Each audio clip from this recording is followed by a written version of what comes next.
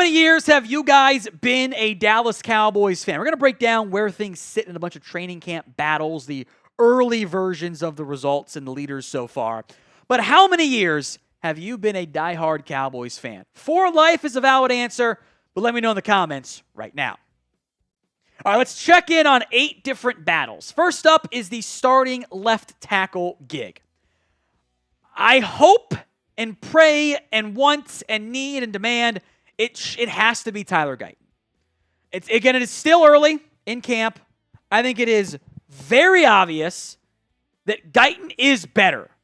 I think that the work and the effort that he has put in to training with Duke Manyweather the early results have paid off. He looks a lot better than what I thought he was going to look early on, and that's why I was a little bit more confident in him coming out with the Duke Manyweather stuff.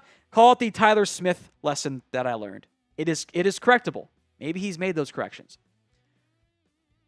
I have seen enough of Chuma do it with the first team. I'm sorry. I can't do it anymore.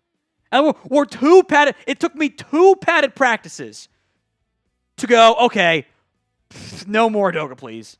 He's just not good enough. I'm sorry. He's not impactful. Like the reason why a lot of these coaches, and I think Mike Solari can fall in this category, by the way, a reason why a lot of these coaches don't like going with the young guy is because they don't like the mistakes. They don't want to see, the young guy missed an assignment and he got burnt, whatever, and shoot, now we are in trouble. Tyler Guyton, pretty clearly so far, is the better player. Doesn't mean he'll start. Now, he got the reps on Thursday at the walkthrough with the ones. I hope that carries through. Just hear from us on our Thursday live show.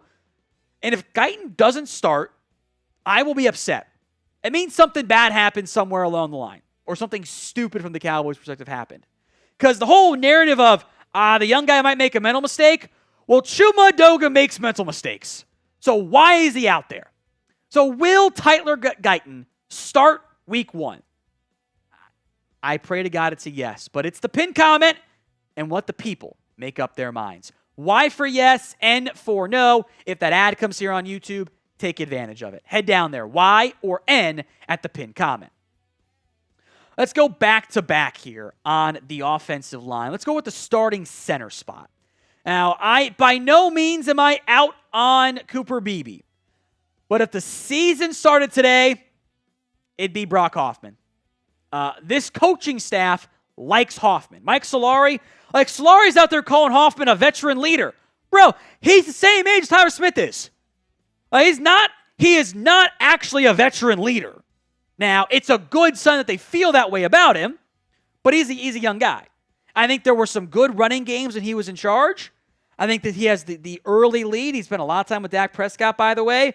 Cooper Beebe, meanwhile, I'm not out on him. I still think he's going to be a really good football player.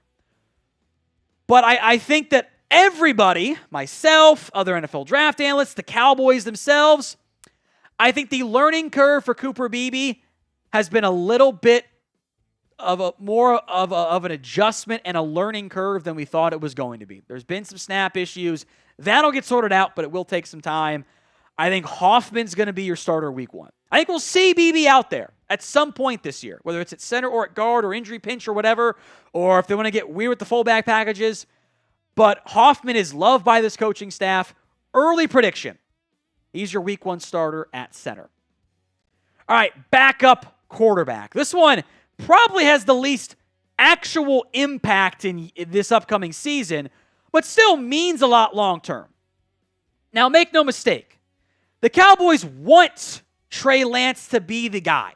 They want him to take over as the backup QB and look like the number 3 overall pick, and it's like we got a 3rd overall talent for a 4th rounder. The results have not been there yet. And I don't know if they're ever going to. And that's why if the year started today, I think Cooper Rush would be your number 2 QB, and Lance would be your emergency 3rd string, just like it was last year. Rush is the safe pick. We know what he is. I don't know how much we'll actually see of him in the preseason. Look, Trey Lance has struggled so far in camp. plenty of time to get things going. I'll say he hasn't made any plays, but there have been more downs than ups, right? The only option for Dallas right now, unless they're just going to stop trying, is to keep trying. Give him more reps, see if it can click. Maybe he's a gamer. That preseason game, week 1, will be nationally televised. Got to show up. Now, today's show is made possible by our good friends over at GameTime. If you are buying tickets to your next event, whether that's an MLB game, concert, comedy, theater, any NFL or college football game, GameTime is the place to go. With the GameTime guarantee, you will always get the best price. Last minute deals tickets up to the start of the event, even an hour sometimes after it starts. Flash deals, sponsored deals, zone deals. You pick the section. GameTime picks the seats for some nice big-time savings along the way. GameTime is the only ticketing app that you should be using if you want to maximize your seating selections, where you sit, and, of course, the savings in the process. So download the GameTime app, create your account, and use code CHATSPORTS for $20 off your first purchase. Terms apply. But again, create your account and redeem code CHATSPORTS for $20 off. Link will be in the comments section and the description of today's show. That's promo code CHATSPORTS over at GameTime.co. Link will be in the comments and the description of today's show. All right, linebacker camp battle coming up here. I think this is kind of like who plays and who plays what. I think it's mostly gone the way we thought it was going to. Kendricks, Overshown, Clark, Leafau, and then sorting out Harvey, Damian Wilson, Buddy Johnson. Overall, I think I'm pleasantly surprised with how quickly the Cowboys defense seems to have picked up the new scheme. There doesn't appear to be massive blown communication stuff, the way we saw with Mike Nolan, which is probably a testament to the coaching staff. Of all the spots on this roster, if people stay healthy, which of course was the issue last year, I think the linebacking core is the spot that might have actually been upgraded on paper from last year. Now, maybe someone else emerges to make that wrong and a different spot looks even better, but I think linebacker is the best spot here. All right, wide receiver number 3. Early returns have been very good for one Jalen Tolbert. I like what I've seen.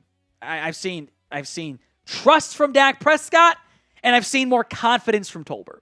I think those were things at times have been lacking over the last 2 seasons. Turpin's getting involved as a gadget player. I think that will continue. That'll be in the backfield, in the slot, out wide, on returns, on jet sweeps, on outside toss plays because there's no juice in the backfield. Other receivers have impressed too. We've gone over that in the camp winners and losers, but year began today. Year begins tomorrow. I feel pretty good saying Jalen Tolbert ends up being the starter, quote unquote, at wide receiver 3. Now, can he be more than that? I'll pump the brakes for the time being. Now, most of us that are watching, not everybody, there's some Eagles fans who just love to watch. If you love the Cowboys and you just want them to win playoff games, damn it, this is the place for you. We might not always agree. That's fine. But hit that sub button if you agree. All right, the running back room. God, where do I even begin here? A lot of what we expected going in, I think, still remains true. It's just not a good room. It's really not. Zeke is Zeke. Rico Dowdle is Rico Dowdle. Deuce Vaughn is Deuce Vaughn. Royce Freeman, the front office likes. I think he's a great backup running back.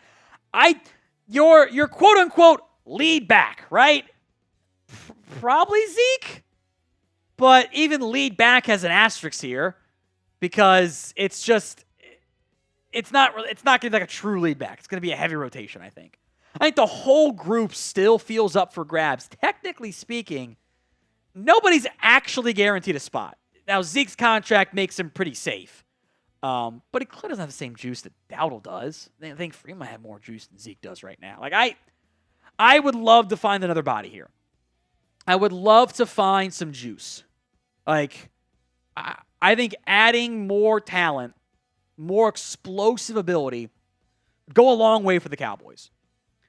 I don't trust this room. And I think we're banking a lot on a revamped offensive line that also might not be better to result in better results up front and on the ground game. And that's a gamble for a team that, you know, one of your other constants has been in your big games, can't run the football. I don't know if that's going to change this season. So what is your confidence level in the Dallas running back room? Be honest with me. 1 on the low end, 10 on the high end. Sound off and let me know. As you can tell, there's a bit of a trend here with some of these. Just like the overall rooms and the rotations and just what the heck's going on out here. The defensive line rotation. It's something. I don't trust it. I'll be honest with you. It kind of falls into the running back room conversation for me, where it's not a good batch.